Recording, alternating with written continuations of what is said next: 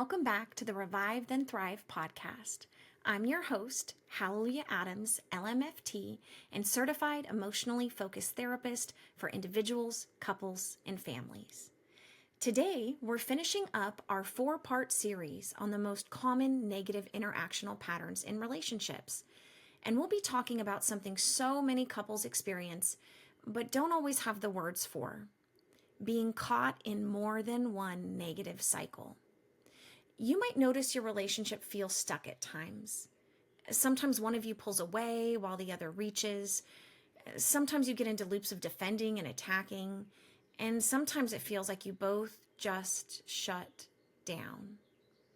This isn't because your relationship is doomed or too complicated to heal.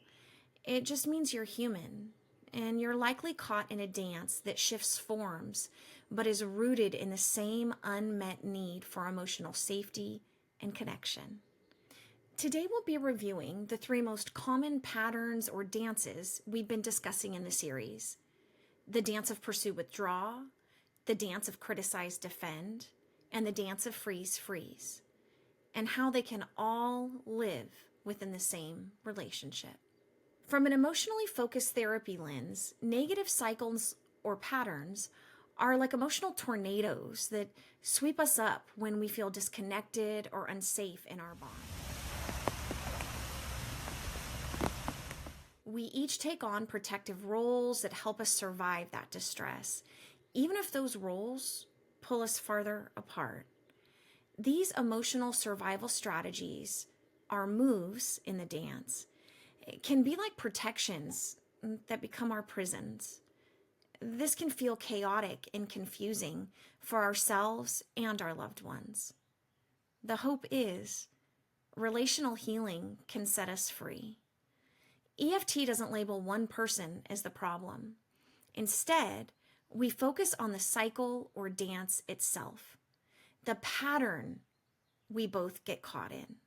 Remember, the problem is not the person, the problem is the pattern. Whether you pursue or withdraw, criticize, defend, or freeze, each move is an attempt to manage pain or fear under the surface. So let's briefly review the 3 core or most common dances we've been discussing in this series. The pursue-withdraw cycle. One person protests the disconnection. They reach out, question, push for response. The other tries to cope by shutting down or pulling away to avoid the overwhelm. Underneath, the pursuer often feels lonely and afraid of being abandoned. The withdrawer may feel inadequate or afraid of doing more harm. The criticize-defend cycle. This one sounds like attack and shield. One partner points out problems in a way that lands as criticism. The other defends to avoid blame. Both partners often feel misunderstood, hurt, and desperate to be seen as good in their loved one's eyes. The freeze-freeze cycle. This pattern shows up when both people go quiet or shut down. After enough conflict or failure to connect, you might both fall into numbness, feeling hopeless, tired, or emotionally shut down. You may recognize that your dynamic isn't static. Maybe when talking about emotions, you pursue and your loved one withdraws. But when discussing parenting or finances, you suddenly find yourself criticizing while they defend. Or after an intense argument, you both go cold, falling into freeze-freeze. Why does this happen? Let's dive in together. This happens because each of us have multiple emotional survival strategies.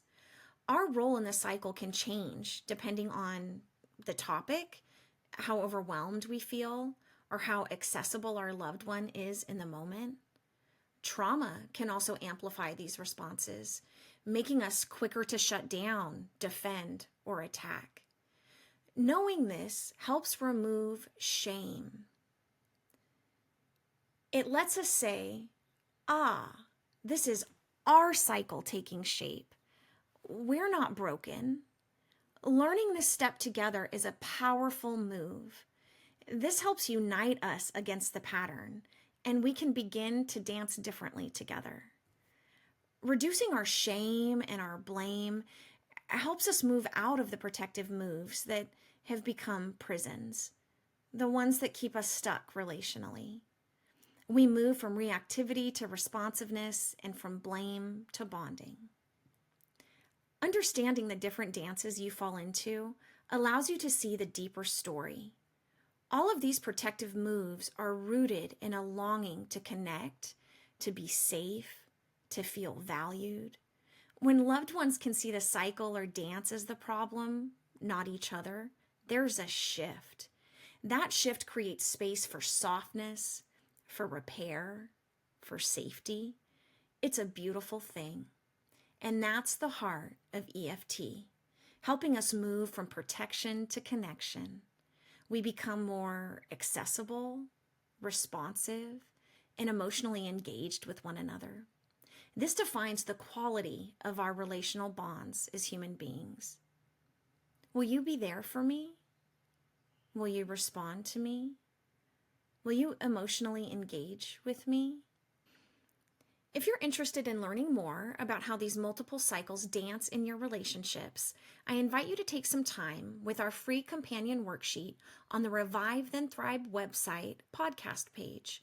It will guide you on identifying when and how different cycles show up between you and your loved ones by asking reflective questions like, what triggers each cycle?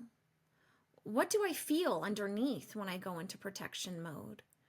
What might my loved one be feeling underneath their moves or steps in the dance? I'm so excited you joined me today. If today's episode resonated with you, I'd love for you to share it with someone who might need to hear it too. And don't forget to subscribe on YouTube and hit the bell so you never miss an episode. We'll be diving more into relational and emotional wellness and intergenerational healing, including Tuesday's episode, when we'll discuss more about what defines the quality of our relational bonds. ARE, accessibility, responsiveness, and emotional engagement, on the episode Exploring ARE in Our Relationships. Remember, you are not your role in the cycle. You are worthy of connection, and healing is possible. Until next time, what beautiful, powerful work you're doing towards relational and emotional wellness. What a sacred gift for one another and our world. Heart hugs, y'all. See you next time.